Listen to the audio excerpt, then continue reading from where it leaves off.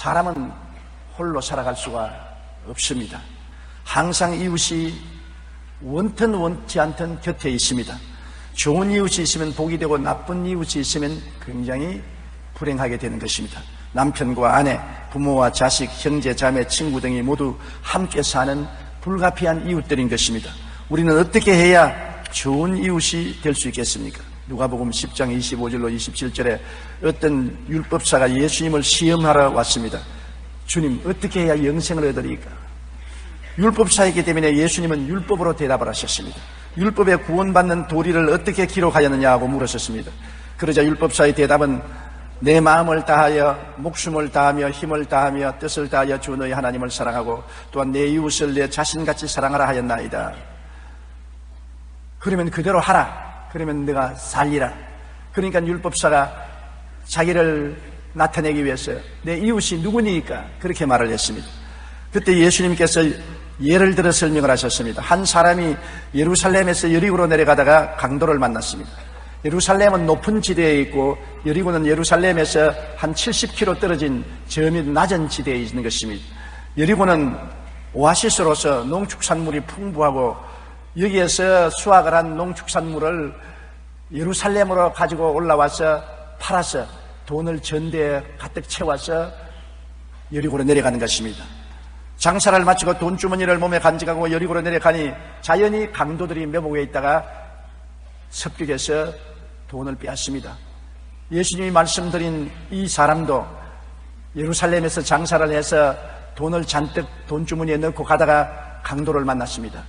강도와 서로 돈을 빼앗으려고 하고 뺏기지 않으려고 한 통에 싸움을 했습니다. 그러나 강도들이 무장을 하고 달라드는데 이길 수가 있습니까? 돈도 뺏기고 옷도 벗기고 찢어지고 온통 맞아 피투성이가 되어 급한 죽게 되어서 길거리에 던져버리고 강도들은 떠났습니다. 그는 피투성이 속에서 해야든 쨍쨍 쪼이고 몸은 고통스럽고 죽게 되었는데 도와줄 사람이 없어 기다리다가 한 제사장이 곁을 지나간 것입니다. 제사장이라는 것은 유대인의 율법을 수호하는 자가 제사장인 것입니다. 제사장이여 제사장이여 나를 도와주소서. 제사장이 와서 물끄러미 바라보고 그대로 지나가고 말았습니다. 손가락 하나 까딱하지 않고 도와주지 않았었습니다. 왜냐? 율법의 역할은 꾸짖고 정지하고 심판하는 것이지 도와주는 것이 아닙니다. 율법주의자는 이웃을 비난하고 벗기고 핥히고 먹질하고 짓밟는 것뿐이지 율법주의자가 이웃을 도우지는 않습니다. 율법은 돕기 위해 쓰는 것이 아니라 심판하기 위해 쓰는 것입니다. 율법주의자 제사장이 지나가고 난 다음에 너무나 낙심한 이 강도 만난 사람은 절망적으로 허덕이고 있는데 레위 사람이 총총 걸음을 가지고 뒤를 따라옵니다. 레위인은 의식을 행하는 자인 것입니다. 의식은 율법을 행하는 제사장을 도와서 여러 가지 형식과 예식을 집행합니다. 성막을 치고 성전뜰에 여러 가지 기구를 정비하고 정돈하는 의식을 행하는 사람인 것입니다. 의식을 행하는 자는 종교의 형식을 행할 뿐 내용이 없습니다. 내용은 자기들이 알 바 아닌 것입니다. 우리는 성막만 치고 우리가 이곳에 번제단이나 물두멍이나 갖다 놓고 제단에 여러 가지 제기를 갖다가 준비하면 되었지 그 내용은 관심 가질 필요가 없다고 생각하는 것입니다. 신앙의 내용인 의로움과 사랑과 믿음에는 무관심한 것입니다. 실제로 주님이 원하시는 것은 로마서 12장 15절로 16절에 즐거워하는 자들과 함께 즐거워하고 우는 자들과 함께 울라. 서로 마음을 같이하여 높은 데 마음을 두지 말고 도리어 낮은 데 취하며 스스로 지혜 있는 체하지 말라고 말씀했는데 전혀 무관심인 것입니다. 나는 의식만 집행하면 됐지 아무 관심이 없다. 그러므로 사람이 맞아서 피투성이에 대해서 죽어가든 살든 그것은 자기 문제지 내 문제는 아니다. 나는 성전에서 의식만 집행하면 된다고 무관심하고 지나가 버리고 말한 것입니다. 이제는 영락 없이 죽게 되었습니다. 이제는 바랄 수가 없습니다. 그런데 선한 사마리아인 한 사람이 근처에 오게 된 것입니다. 이 사마리아인들은 유대인에게 개 취급받는 사람들입니다. 유대인들은 사마리아인을 개라고 말하는 것입니다. 유대인의 율법과 종교의식이 없는 야만인 취급을 받던 사람인 것입니다. 그럼에도 불구하고 이 사마리아 사람은 율법이 없고 의식이 없더라도 그 마음속에 사랑과 자비심을 가지고 있었습니다. 이 죽어가는 사람을 보고 율법주의자같이 비평하지 아니하고 의식주의자같이 무관심하지 않고 불쌍히 되겠습니다.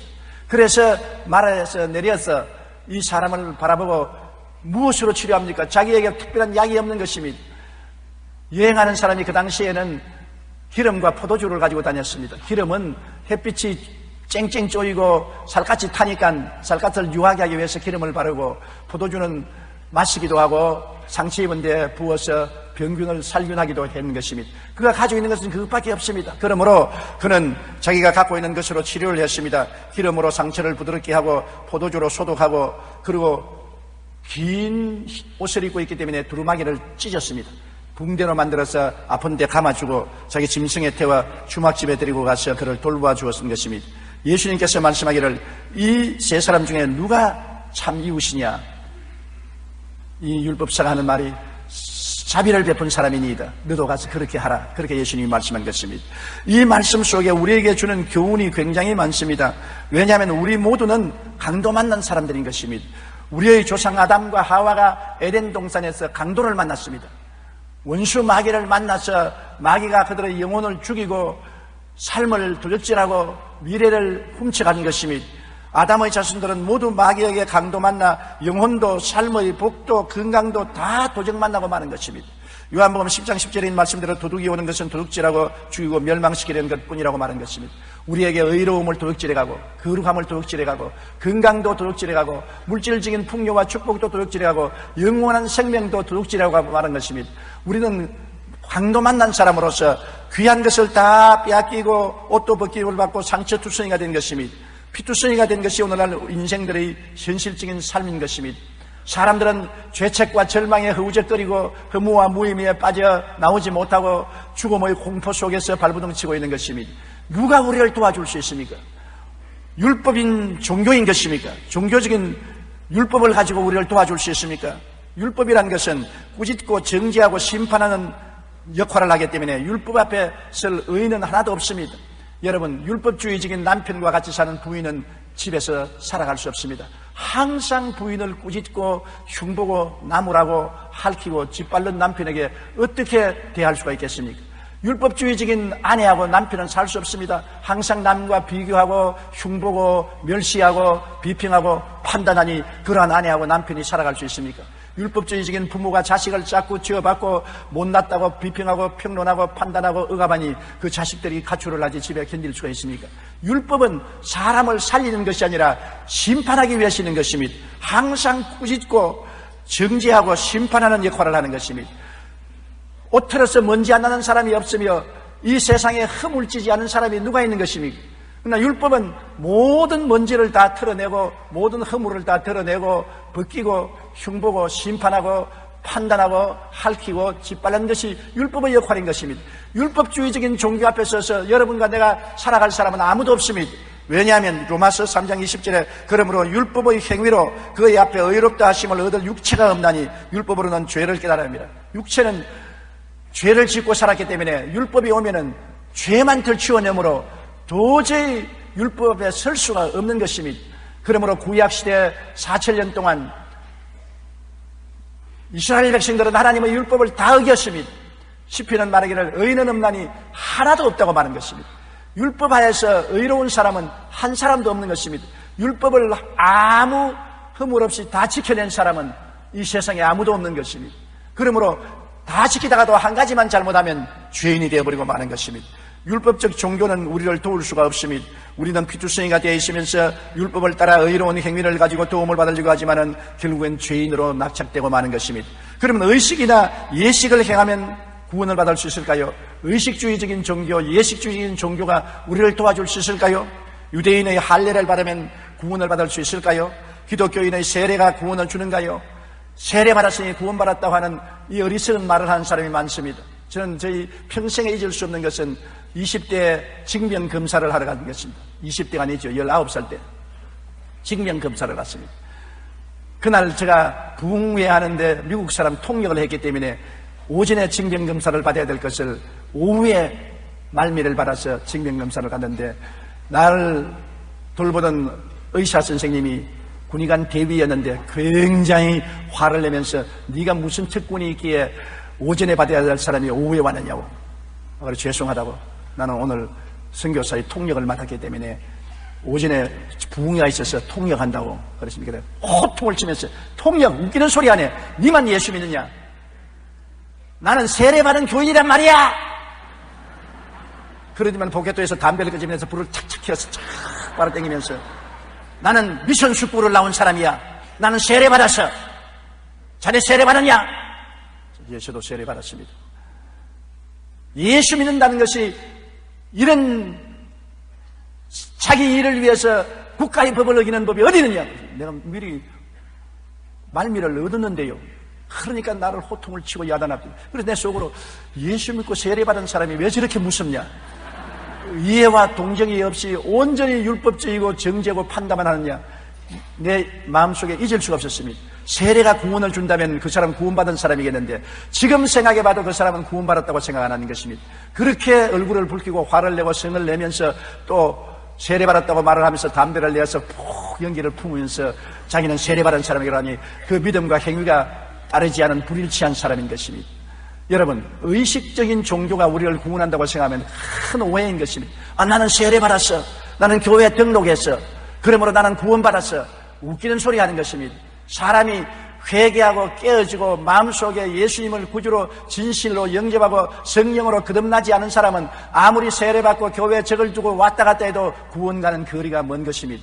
주여 주여 하는 사람마다 천당에 올라가는 것이 아닙니다. 하나님 뜻대로 예수님을 믿고 회개하고 성령으로 거듭나야 천당 갈 수가 있는 것입니다. 사도행전 4장 12절에 다른 이로서는 구원을 받을 수가 없나니 천하 사람 중에 구원받을 만한 다른 이름을 우리에게 주신 일이 없느니라. 예수 그리스도의 이름으로 구원을 받는 것이지 세례받음으로 구원받는 것은 아닙니다. 구원받았기 때문에 세례도 받고 교적도 내고 하는 것이지 구원도 받지 않으면서 세례받고 교적낸다고 천당 간다고 생각하면 큰 오해인 것입니다. 그러므로 우리는 율법 앞에서 죄인이요 의식이나 예식 앞에서 무관심을 당하는 사람들인 것입니다. 우리를 구원할 자 누가 선한 사마리아인입니까? 성경에 보면 예수 그리스도께서 바로 선한 사마리아인 것입니다. 왜냐하면 하나님의 아들이 육신을 쓰고 우리 가까이 왔습니다. 피투성이 된 우리들을 지나가는 것이 아니라 우리를 찾아와서 우리를 불쌍히 보신 것입니다. 주님이 우리를 보실 때 율법적인 눈으로 판단하고 비평하고 보시는 것이 아니라 불쌍히 여기시는 것입니다. 예수님이 우리를 보실 때 무관심하게 보지 않습니다. 형식이나 의식적인 종교만 집행하는 레위인같이 무관심하게 보지 않습니다. 예수님은 마음으로 불쌍히 여기고 동정을 하는 것입니다. 예수님이 우리를 불쌍히 여기지 않으셨으면 왜 우리의 죄와 불의, 추악과 저주를 대신 짊어지고 십자가에 올라가서 몸을 찢고 피를 흘리기까지 자신을 내어주신 것입니까? 예수님이 여러분과 나 때문에 고난당하시고 여러분과 나 때문에 십자가에 못 박혀 죽은 것은 우리를 불쌍히 여기고 우리를 사랑하시기 때문인 것입니다. 사랑이 동기가 아니면 그런 희생을 할 이유가 없는 것입니다. 율법주의자로 우리를 평론하고 비평만 한다면 십자가는 절대로 안 걸머집니다. 의식주의자로 무관심하게 의식만 집행한다면 우리에게 무관심하고 절대로 우리 위해서 십자가를 걸머지지 않습니다. 하나님이 세상을 이처럼 사랑하사 독생자를 주셨습니다. 예수님은 우리를 이처럼 사랑하사 자기의 몸을 내어 주셨습니다. 십자가에 못 박여 몸짓고 피 흘리는 엄청난 고통을 당하면서도 이를 참고 주님께서 우리의 죄가를 영원히 도말하신 것은 우리를 사랑하고 불쌍히 여기는 분이기 때문인 것입니다. 예수님이야말로 우주가 생긴 이후로 역사가 생긴 이후로 우리를 사랑하여 구원하러 오신 선한 사마리아인 것입니다. 예수님이 우리에게 오셔서 어떻게 하시는 것입니까? 주님께서는 우리에게 성령을 주셔서 우리의 죽은 영혼을 눈뜨게 만들어주는 것입니다. 우리가 죄인인 것을 깨닫게 하는 것입니다. 우리가 버림받은 것을 깨닫게 하는 것입니다. 우리가 영원히 멸망받을 처소에 있다는 것을 깨닫게 하는 것입니다. 사람은 존귀해도 깨닫지 못하면 멸망하는 짐승과 같다고 성경은 말하고 있는 것입니다. 성령이 와서 우리 눈을 밝혀주지 아니하면 우리는 사람으로 존귀하게 태어났지만은 깨닫지 못함으로 자기가 죄인인 것을 모릅니다. 멸망받을 것을 모릅니다. 지옥과 천국에 있는 것을 모릅니다. 그러므로 예수님을 구주로 믿을 수가 없는 것입니다. 우리 선한 사마리아인 예수님이 오셔서 성령의 기름을 부어주심으로 우리가 깨닫게 되는 것입니다. 성령으로 말미암지 않고는 예수를 주로 부를 수도 없고 성령이 오셔야 비로소 깨달음을 얻을 수가 있는 것입니다. 오늘날 성령이 역사해야 눈이 열리고 귀가 열리고 마음이 열리게 되는 것입니다. 그리고 예수를 구주로 믿게 되는 것입니다. 예수님께서 제자들에게 나를 사람들이 누구로 하느냐? 예레미야라고 말합니다. 엘리야라고 말합니다. 요한이 죽었다가 살아났다고 말합니다. 그렇게 말할 때 주님께서 너희는 나를 누구라고 하느냐 할 때 베드로는 서슴지 않고 주는 그리스도시요 살아계신 하나님의 아들이니이다 했습니다. 그때 주님께서 말씀하시기를 바요나 시모나 내가 복이도다. 이를 내게 알게 한 것은 내 혈육이 아니요 너 지혜와 총명이 아니요 하늘에 계신 아버지께서 너에게 알려주셨다는 것입니다. 우리가 육신으로서는 예수를 구주로 알 수도 없고 고백할 수도 없습니다. 하늘에 계신 아버지가 성령을 보내주셔야 우리가 깨달아 알 수가 있는 것입니다.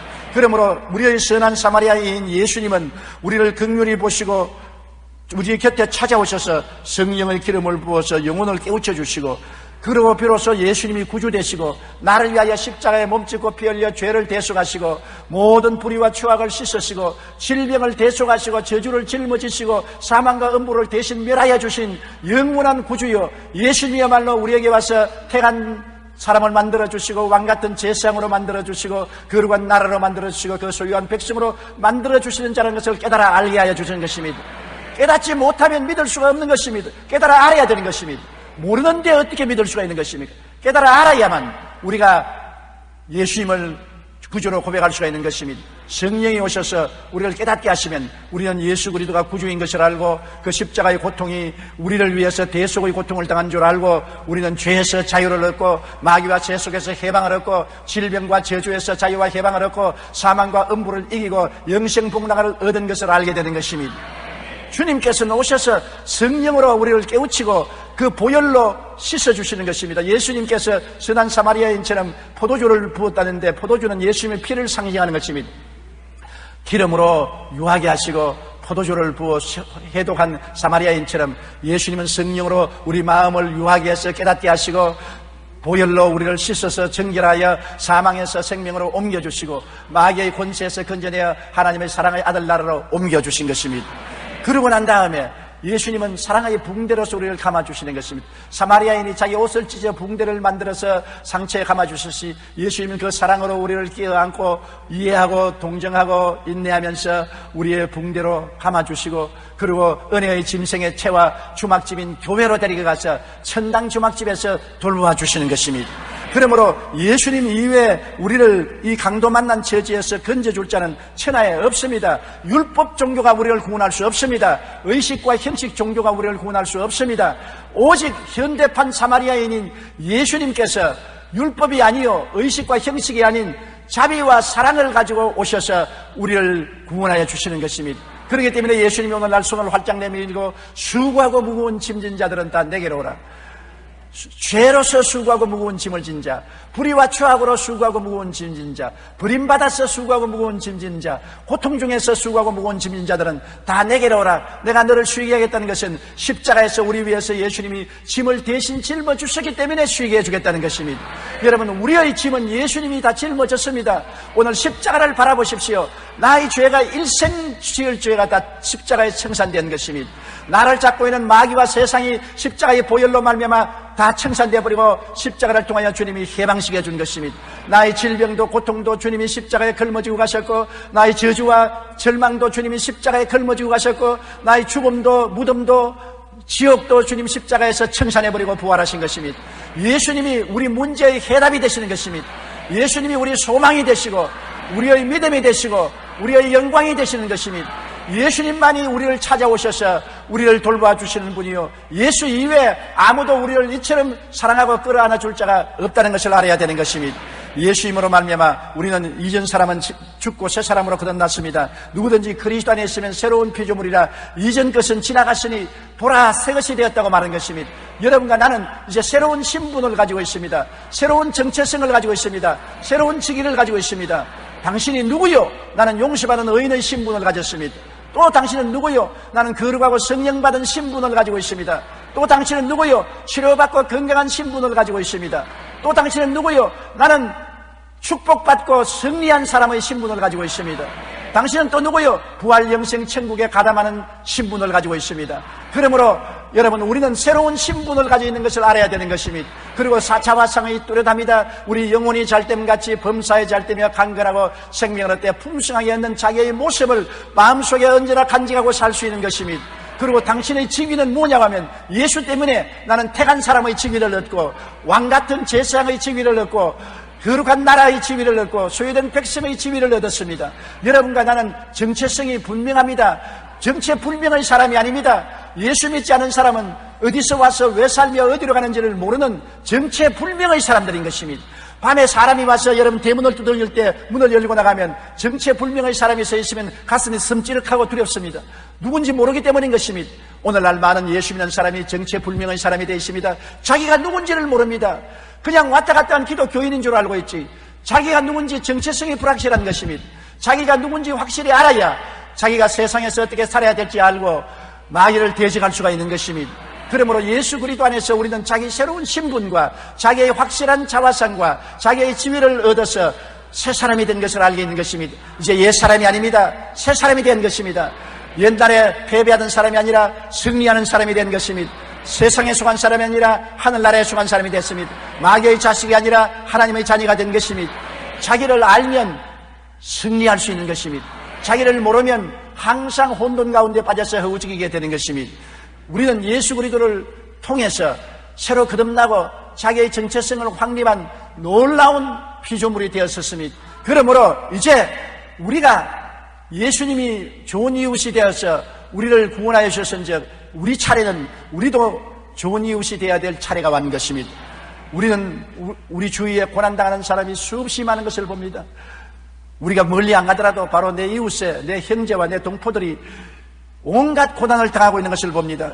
마태복음 25장 35절로 36절에 예수님께서 마지막 심판할 때 심판을 하기 위해서 양의 무리와 염소의 무리를 갈라놓고 양의 무리를 보고 이렇게 말씀하셨습니다. 내가 줄일 때 너희가 먹을 것을 주었고 목마를 때 마시게 하였고 나그네 되었을 때 영접하였고 헐벗을 때 옷을 입혔고 병들었을 때 돌보아주고 옥에 갇혔을 때 와서 보았나니라. 언제 우리가 예수님이 목마른 것을 보았으며 배고픈 것을 보았으며 외로운 나그네 되었을 것을 보았으며 헐벗은 것을 보았으며 병든 것을 보았으며 옥에 갇힌 것을 보았나이까. 그러니까 이 지극히 적은 이웃 한 사람에게 해준 것이 곧 나에게 해준 것이라고 말한 것입니다.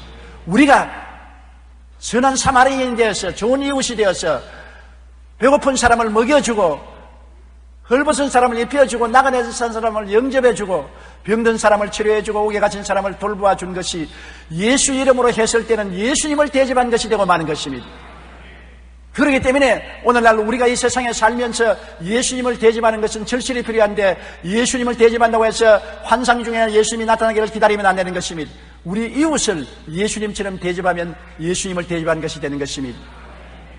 한 부부가 기도하는 중에 주님이 오늘 내가 너를 찾아가 계시니 나를 대접할 준비를 하라 그러더랍니다. 그래서 기도를 하고 집안 청소를 다 하고 좋은 음식을 준비해서 예수님을 대접하라고 잔뜩 준비하고 하루 종일 기다리는데 예수님이 안 나타나더랍니다. 그런데 밤이 좀 어석했어야 문을 두들기게 위해 가보니까 눈이 오고 추운 겨울인데 고아하는 사람이 벌벌 떨고서 섰더랍니다. 그래서 불쌍한 마음이 생겨서 오라는 예수님은 안 하고 고아만 왔구나, 여기 들어오너라. 그래서 목욕을 시켜주고 옷을 입혀주고 밥을 먹여서 보내주셨습니다. 그리고 아무리 기다려도 예수님이 안 오십니다. 이제 12시쯤 돼서 아이고 예수님이 안 오시는가 보다, 우리 자자. 그런데 또 문을 두드리랍니다. 보니까 한 나그네가 길을 가다가 눈을 피하지 못하고 반 얼어서 동살증이 되어서 온몸이 새빨갛게 되어서 문 앞에 서서 문을 두드립니다. 그래서 할 수 없이 또 그분을 영접해서 목욕을 시켜주고 따뜻한 옷을 입혀주고 음식을 먹이고 집안에 침대에서 재워서 내보내주셨습니다. 그러고 난 다음에 그 이튿날 그 부부가 기도했습니다. 주님께서 오신다고 해놓고 난 다음에 안 오시니 우리를 속였지 않습니까? 오시란 주님은 안 오고 고아만 오고 나그네만 왔다 갔습니다. 그러자 그날 저녁에 자는데 부부에게 또 예수님이 나타나서 내가 너희 집에 가서 대접을 잘 받았다니라. 언제 오셨습니까? 언제 우리가 대접했습니까? 내가 고아의 모습으로 찾아갔고 그다음 나그네의 모습으로 찾아갔는데 너희들이 고아를 잘 대접하고 나그네를 잘 대접했는데 그게 바로 나를 대접한 것이란다. 그들은 깜짝 놀랐습니다. 오늘날도 한 가지입니다. 바로 예수님이 고아의 모습으로 여러분 이웃에 있습니다. 나그네의 모습으로 여러분 이웃에 있는 것입니다. 굶주린 자로서 여러분 이웃에 있습니다. 병든 자로서 여러분 이웃에 있는 것입니다. 감옥에 갇힌 자로서 여러분 이웃에 있는 것입니다. 그 사람들에게 예수 이름으로 사랑을 베푸는 것이 바로 예수님을 대접하는 것입니다. 임금이 대답하여 이르시되 내가 진실로 너희에게 이르노니 너희가 여기 내 형제 중에 지극히 작은 자 하나에 한 것이 곧 내게 한 것이라고 말한 것입니다. 그러므로 오늘 우리는 예수님을 실제 만나야 주님을 섬기겠다고 생각하면 안 되는 것입니다. 우리 주위에 있는 모든 사람들이 다 우리의 선한 이웃이 될 수 있는 상대가 되고 예수님을 대접하는 것이 될 수가 있는 것입니다. 우리가 율법주의자가 되어 비난하지 말고 의식주의가 되어 무관심하지 말아야 되는 것입니다. 율법주의자는 언제나 욕만 합니다. 왜 거지가 되었냐? 게을러서 그랬지. 왜 직장이 없느냐? 3D 직장을 안 가지려고 그랬지. 왜 못 낳느냐? 잘난 세상에 열심만 했으면 잘날 수 있는데 도움은 안 베푸고 자꾸 욕만 하는 것입니다. 비난하고 평론하고 비평하는 것이 사람을 도와줄 수 있느냐? 더 절망하게 하고 더 낙심하게 할 뿐 도와줄 수 없는 것입니다. 그렇지 않으면 나는 교회 나가서 세례도 받고 성찬도 떼고 11조도 내고 열심히 교회 다니니 그로서 되었지. 남이야 잘 살든 못 살든 고통을 당하든 관심할 것이 뭐냐? 의식주의 신자들은 무관심합니다. 마음의 의로움과 사랑과 진실함은 다 포기해버리고 내용 없는 신앙으로 교회에 왔다 갔다 하면 나만 구원받고 우리 가족만 구원받았으면 됐지. 세계야 어떻게 되든 망하든 흥하든 내가 무슨 상관이냐. 무관심주의, 이것도 여러분 하나님이 원하지 않은 것입니다. 야고보서 2장 14절로 11절에 내 형제들아 만일 사람의 믿음이 있노라 하고 행함이 없으면 무슨 유익이 있으리요? 그 믿음이 능히 자기를 구원하겠느냐? 만일 형제나 자매가 헐벗고 일용할 양식이 없는데 너희 중에 누구든지 그에게 이르되 평안히 가라, 덥게 하라, 배부르게 하라며 그 몸에 쓸 것을 주지 아니면 무슨 유익이 있으리요? 이와 같이 행함이 없는 믿음은 그 자체가 죽은 것이라고 말한 것입니다. 우리가 믿음으로 구원받았지만 이 구원은 선한 사마리아인이 되기 위해서 구원받은 것입니다. 우리 구원받은 목적은 이웃을 돕기 위해서 구원받은 것입니다. 이웃에게 전도하고 가르치고 귀신 쫓아내고 병 고치고 먹을 것을 나누어 먹고 입을 것을 나누어 입고 평안하게 이웃을 도와주기 위해서 구원받은 것입니다. 내가 구원받았으면 그 구원을 이웃과 나누는 여러분 되시기를 주의 이름으로 축원합니다. 나만 구원받았으면 되고 나는 구원받았으니 이웃을 비난하고 공격하고 무관심하면 된다는 것은 절대로 아닌 것입니다. 구원이란 예수 그리스도를 닮는 것입니다. 예수님은 하늘 보좌 버리고 이 땅에 오셔서 몸을 찢어 주고 피를 흘려 마시게 해주었습니다. 그와 같은 은혜를 베풀었는데 우리는 왜 안 합니까? 나는 아무것도 없습니다. 사마리아인은 여러분 자기가 가진 것으로 해준 것입니다. 사마리아인이 가진 것은 기름 한 통, 포도주, 입고 있는 옷밖에 없었습니다. 부자도 아닙니다. 백만장자도 아닙니다. 그럼에도 불구하고 자기가 있는 것 가지고서 있는 기름, 있는 포도주, 있는 옷을 찌어서 붕대를 만들어서 도와준 것입니다. 우리가 큰 부자가 되어야 선한 사마리아인이 되는 것이 아닙니다. 백만장자가 되지 않더라도 내가 있는 것으로 할 수 있는 것입니다. 조그마한 빵 조각이 있으면 그 빵 조각을 나누어 먹을 수 있는 것입니다. 내가 입는 옷이 2불 있으면 1불은 나누어 줄 수 있는 것입니다. 신이 2켤레 있으면 1켤이 나눠 줄 수가 있는 것입니다. 내게 있는 것으로 이웃을 도와주고 구제하는 것이 선한 사마리아인이 되는 것입니다. 누가복음 6장 38절에 주라 그리하면 너희에게 줄 것이니 곧 후에 되어 누르고 흔들어 넘치도록 하여 너희에게 함께 주리라. 하나님이 우리에게 복을 주시는 이유는 이웃과 나눌 수 있게 되기 위해서 복을 주는 것입니다. 나누는 사람에게 복을 주지 나누지 않는 사람에게 복을 주지 않습니다. 여러분 예수님이 베스다 광야에 갔을 때 5,000명의 사람 남녀 합쳐 수만 명의 사람이 굶주렸을 때 그들에게 먹을 것을 주기 위해서 어린 소년이 보리떡 5개와 물고기 2마리를 나누었습니다. 어린 소년이 자기도 배가 고파 못 견디겠는데 자기가 가진 것으로 나눈 것입니다. 없는 것을 돈 주고 사온 것이 아닙니다. 보리떡 5개, 가난하고 가난한 집안의 아들이 보리떡 5개와 조그마한 물고기 2마리 자기 가진 것을 가지고 나누니까 나중에 자기에게 얼마 돌아왔습니까? 5,000명과 부녀자 기만 명이 다 먹고 12바구니 남은 것이 그 소년에게 돌아오게 된 것입니다. 나누어 줄 때 돌아오는 것입니다. 나누어 주지 않은데 왜 하나님이 도와주고 축복할 이유가 어딘 것입니까? 수전노 욕심쟁이에게 왜 하나님이 축복을 주시겠습니까? 하나님은 주시는 자를 축복해 주신 것입니다. 주라! 그리해야 돌려줄 것이요 곧 후이 되어 눌러 흔들어 넘치게 삼게 주라고 한 것입니다. 거짓말이 아닙니다. 참말입니다. 심어야 거두지 않습니까? 심지 않고 거두는 사람 보았습니까? 아무리 문제 녹답이라도 심어야 추수할 수 있지 않습니까? 우리가 있는 것으로 심어야 되는 것입니다. 없는 것으로 심으란 말은 안 합니다. 내게 있는 것으로 하나님의 성령의 인도를 따라서 심을 때 우리가 거둘 수가 있는 축복을 주는 것입니다. 그러므로 하나님께서는 주는 자, 심는 자를 절대로 빈손 들고 돌아가게 하지 않는 것입니다. 사람들은 내게 말합니다. 왜 평양에 병원을 지으려고 하느냐? 대한민국에도 수많은 사람들이 병을 앓고 있는데 왜 평양에 지으려고 하느냐?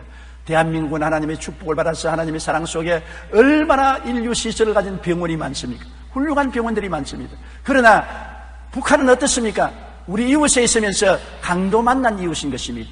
헐벗고 굶주리고 병들고 고통스럽습니다. 정말 주님께서 말한 것처럼 굶주리고 헐벗고 외롭고 병들고 고통스러운 이웃이 있는 것입니다. 우리는 북한에 있고 우리는 남한에 있으니 무관심하고 있을 필요가 없다. 그렇지 않으면 북한을 향해서 비난하고 공격하고만 있을 것입니까? 체제가 잘못되어서 그렇다, 정치를 잘못해서 그렇다, 게을러서 그렇다, 그런 것이 무슨 이익을 가져올 수 있는 것입니까? 비평과 평론이 조그마한 도움을 가져올 수 있습니까? 우리 관심 가질 거 뭐냐? 우리만 잘 먹고 잘 입고 잘 살면 되지. 그것은 레위인과 같이 형식주의자요, 의식주의자요, 내용이 없는 신앙생활인 것입니다. 이웃이 고통당하고 있는 이상 우리 편안할 수 없습니다. 하나님이 왜 세상에 사람의 몸으로 오셨습니까? 세상 사람들이 죄짓고 병들고 고통당하고 있는 이상 주님이 보좌에 앉아서 편안하지 않기 때문에 보좌를 버리고 육신을 쓰고 오신 것입니다. 사랑은 고통을 같이 감내하는 것이 사랑인 것입니다. 사랑하지 않으면 이웃에 무관심할 수 있는 것입니다. 여러분, 부모가 자식이 많더라도 잘 사는 자식은 걱정이 안 되지만 못 사는 자식에게는 항상 걱정하고 고통을 하는 것입니다. 왜? 자식을 사랑하기 때문에 고통을 함께 나누어지는 것입니다. 우리가 예수 그리스도의 사랑을 마음에 가지면 우리가 북한 동포들에 대한 관심을 가져야 되고 그들의 고통을 함께 걸머질 수 있는 마음의 자세를 가져야 되는 것입니다. 우리는 북한에 심장병원을 세우려고 합니다. 수많은 성인과 어린아이들이 심장병으로 죽어가나 도움을 받지 못하고 있는 것입니다.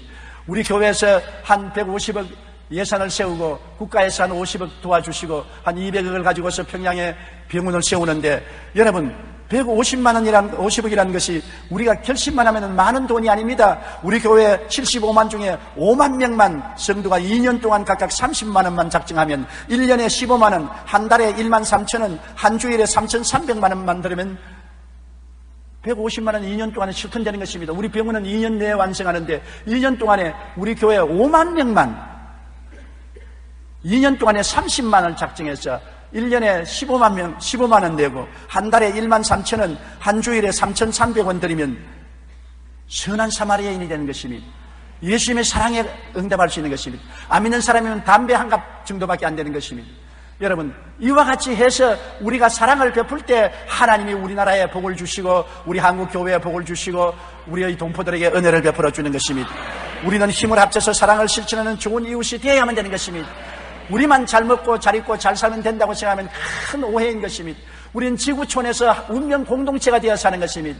우리는 한 배를 타고 있는 것입니다. 불가불 이 땅에 사는 사람은 태어나서 늙어서 다 죽게 되는 것입니다. 우리는 하나님의 심판대 앞에 서게 되는 것입니다. 약물이가 될지 염소일 때가 될지 우리는 우리 스스로의 행위로 결정해야 되는 것입니다. 예수 사랑 나누면 약물이가 되고 이기주의자가 되면 염소의 무리가 될 것인 것입니다. 예수님은 사랑인 것입니다. 하나님은 사랑입니다. 사랑을 우리가 마음속에 받아들이고 난 다음에 우리 속에 사랑을 갖지 않을 수가 없는 것입니다. 사랑이 들어왔는데 왜 사랑을 나타내지 않을 수가 있는 것입니까? 진실로 거듭나서 예수님을 구주로 모셨으면 사랑의 사람들이 될 수밖에 없는 것입니다. 사랑은 이웃의 짐을 나누어지는 것이요 선한 사마리아인이 될 수밖에 없는 것입니다. 그러므로 여러분, 우리는 선한 사마리아인이 되도록 노력하고 언제나 이웃을 위해서 선한 일에 심어야 되는 것입니다. 고린도후서 9장 6절로 9절에 이것이 곧 적게 심는 자는 적게 거두고 많이 심는 자는 많이 거둔다는 말이로다. 각각 그 마음에 정한 대로 할 것이요 인색함으로나 억지로 하지 말지니 하나님은 절견하는 자를 사랑하시느니라. 하나님이 능히 모든 은혜를 너희에게 넘치게 하시나니 이런 너희로 모든 일에 항상 모든 것이 넉넉하여 모든 착한 일을 넘치게 하려 하심이라. 기록된 바 그가 흩어 가난한 자들에게 주었은즉 그 의가 영원토록 있느니라 함이라. 흩어 가난한 사람에게 줌으로 말미암아 의롭게 되고 영광스럽게 되고 또 하나님이 30배, 60배, 100배로 갚아주는 것이니 일거양득이요 얼마나 큰 축복인 것입니까? 여러분, 신앙인의 가장 큰 덕목이 뭔지 압니까? 믿음, 소망, 사랑, 이 세 가지 중에 사랑이 제일이라고 말한 것입니다. 하나님은 사랑이기 때문에, 예수님이 나를 사랑해 주셨기 때문에 우리 크리스찬의 덕목의 제일이 사랑인 것입니다. 내 이웃을 내 몸처럼 사랑하라고 말한 것입니다. 남편들이여 아내를 내 몸처럼 사랑하라. 아내들이여 남편을 내 몸처럼 사랑하라. 부모여 자식을, 자식이 부모를, 성도여 이웃을 내 몸처럼 사랑하라. 자연을 내 몸처럼 사랑하라고 말한 것입니다. 우리는 사람만 사랑해서 되는 건 아닙니다. 자연도 사랑해야 되는 것입니다. 예수님이 세상을 사랑했습니다. 세상은 사람만 세상이 아닙니다. 세상에는 동물도 있고 식물도 있는 것입니다. 우리는 사람을 사랑하고 동물들을 사랑하고 식물들을 사랑하고 자연을 사랑하는 우리들이 되어야 되는 것입니다. 하나님을 사랑하고 이웃을 내 몸처럼 사랑하는 곳에 구원의 아름다운 열매가 맺어지는 것입니다. 요사이 기독교회에 대해서 비평이 많습니다. 교회는 많이 짓고 화롭고 찬란하게 지으며 숫자는 많아도 사회에 영향력이 없고 지도력이 없다고 비평을 많이 하고 있는 것입니다. 얼마 전에 어느 대학교에서 기독교 비평하는 평론회에 프랑카드에 기독교라고 안 하고 개독교라고 했는 것입니다. 그런 모욕적인 언사가 되어 있는 것입니까? 기독교가 아니고 개독교다. 왜 우리가 그런 모욕을 드려야 되는 것입니까? 우리가 사랑 실천을 하지 않기 때문에 그렇게 된 것입니다. 우리가 이웃을 내 몸처럼 사랑하라는 주님의 말씀대로 우리가 있는 것으로, 적은 것으로부터 시작해서 사랑을 실천해서 감동시켰더라면 이런 비평을 받지 아니했을 것입니다. 나는 없어서 못한다. 여러분, 사마리아인은 없는 사람입니다. 가난한 사람입니다. 현재 우리에게 비교해서는 거지와 한 가지인 것입니다.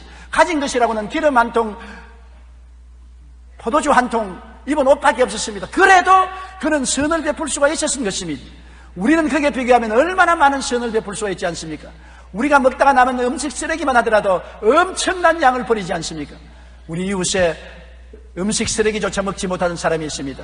겨울이 되어도 따뜻한 옷 한 벌 입지 못하고 동동 발을 구르면서 떠는 사람들이 있습니다. 병들어도 치료받지 못하고 그대로 죽는 사람들이 있습니다.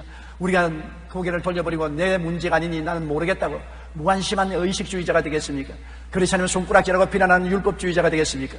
문제는 율법주의로 비난할 것도 아니고 무관심한 의식주의가 될 것도 아니고 사람을 살리는 데 있는 것입니다. 사마리아인은 너는 유대인이니까 안 돌봐주겠다고 말하지 않았었습니다. 너는 유대인이든 사마리아인이든 상관없다. 죽어가니까 살려주겠다는 것입니다. 우리는 주의를 초월해서, 체제를 초월해서 예수 믿는 사람은 사랑을 베푸는 것이 우리의 목적인 것입니다. 하나님이 세상을 이처럼 사랑했다고 말했지, 하나님이 대한민국만 사랑했다, 일본은 사랑하지 않는다, 중국은 사랑하지 않는다, 소련은 사랑하지 않는다 그랬습니까? 이 세상에 죄를 짓고 불의하고 추악하고 버림을 받아야 마땅한 모든 인생들을 주님은 사랑하사 우리를 대신하여 십자가에 못 박여 죽은 것입니다. 누구든지라고 말한 것입니다. 죄를 지은 사람이나 좋은 사람이나 의롭다고 하는 사람이나 나쁜 사람이나 할 것 없이 누구든지 예수 믿어야 구원받고 예수 믿으면 구원받는 것입니다. 예수님을 사랑을 전함으로 말미암아 그리스도의 사랑이 눈을 뜨게 하고 귀를 열리게 하고 마음 문을 열게 해서 왜 이 사랑을 우리에게 베풀어 주느냐 묻게 될 것이요, 그것은 예수를 믿기 때문에 그렇게 된다고 전도가 되지 아니할 수 없는 것입니다. 사랑은 모든 닫힌 문을 열고 모든 완악한 마음을 깨뜨리고 모든 어두움에 밝은 빛을 비추는 하나님의 능력이 되시는 것입니다. 하나님이 여러분 다른 수단을 사용해서 인류를 구원시키려고 하더라면 얼마든지 사용할 수 있습니다. 율법으로서 사람을 책망하고 꾸짖고 때릴 수도 있는 것입니다. 하나님은 장엄한 건물을 지어서 우리에게 줄 수도 있는 것입니다. 그런데도 불구하고 예수님을 사람으로 보내셔서 십자가에 몸을 찢고 피를 흘리고 늘어져 있습니다. 저 십자가를 바라보십시오. 2000년 전에 예수님께서 힘없이 못 박여서 늘어져 있습니다. 그가 힘없는 분입니까? 무능한 분입니까? 하늘과 땅을 지은 창조주인 것입니다. 그의 손에 의해서 하늘과 땅이 다 붙잡혀 있는 것입니다. 전능하신 그가 왜 못에 박혀 저렇게 늘어져 있는 것입니까? 그것은 우리 죄를 대신 짊어지고 우리를 구원하기 위해서, 사랑을 베풀기 위해서 그렇게 한 것입니다. 사랑 때문에 십자가에 못 박이고 사랑 때문에 고통당하고 사랑 때문에 죽은 것입니다. 사랑을 받는 사람이 고통당하는 것이 아니라 사랑하는 사람이 고통을 걸머지고 대신 괴로움을 당해주는 것입니다. 여러분, 이번에 우리 교회에서 행하는 평양 심장병원은 북한을 사랑하는 우리 교회의 정성이 담긴 것입니다. 우리가 입으로 수천 번 수만 번 사랑한다 해도 그것은 헛소리에 불과할 것입니다. 증명되지 않는 사랑은 사랑이 아닙니다. 하나님이 우리를 사랑한다고 수없이 말해도 그 아들을 주지 아니하시면 우리가 그것을 믿을 수가 없는 것입니다. 북한을 사랑하고 북한 동포들을 주께로 인도하기를 원한다고 우리가 말하는 증거로서 심장병원을 세우고 그를 통해서 그리스도의 사랑의 빛을 전하는 우리 교회가 되고 여러분이 되고 우리 한국교회 성도들이 되기를 주님 이름으로 축원합니다. 우리 고개 숙여 기도드리겠습니다. 전능하시고 거룩하신 아버지 하나님이시여, 우리는 늘 예수님을 자랑하고 찬양하지만은 그리스도의 성품인 사랑을 전하지 않기 때문에 오늘날 기독교를 개독교라고 하고 비난하는 공격을 받고 있는 것입니다. 아버지, 교회당은 아름답게 짓고 교인 수는 많지만은 사랑의 손길은 점점 식어져 가고 있으니 한국 교회의 등불이 꺼져가고 있지 않습니까? 내 아버지 하나님이시여, 우리는 율법주의자가 되고 의식주의자가 되고 말하는 것입니다. 수많은 강도 만난 사람이 주위에 넘어져 있건만은 무관심하고 지나가고 마는 것입니다. 원하오니 우리 아버지여, 우리 교회만이라도 선한 사마리아인의 교인이 되게 도와주시옵소서. 우리 성도만이라도 있는 것으로 불황당 만나고 강도 만난 사람을 도와주는 사마리아인이 되게 도와주시옵소서. 하나님이여, 우리를 감동하사 우리에게 평양에 심장병원을 세우라고 명령하셨사오니 아버지여, 이 명령을 쫓아 사랑을 실천하는 우리가 되고 한 사람도 빠짐없이 여기에 참여하는 우리들이 되게 도와주옵소서. 예수님 이름으로 기도드리옵나이다.